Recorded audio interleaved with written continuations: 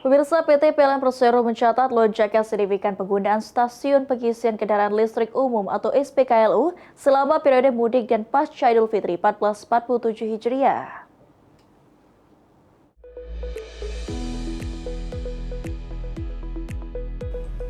Pada H+2 Idul Fitri, jumlah transaksi pengisian kendaraan listrik mencapai 18.088 kali dalam sehari, dengan konsumsi energi sebesar 427.980 kWh. Angka ini meningkat lebih dari 4 kali lipat dibandingkan periode yang sama pada tahun lalu. Peningkatan ini menunjukkan tren penggunaan kendaraan listrik yang semakin diminati oleh masyarakat, seiring berkembangnya infrastruktur pengisian daya di berbagai wilayah. Saat ini PLN bersama mitra telah menyediakan lebih dari 4.700 unit SPKLU yang tersebar di lebih dari 3.000 titik di seluruh Indonesia, khususnya jalur mudik, Trans Sumatera, Jawa, dan Bali.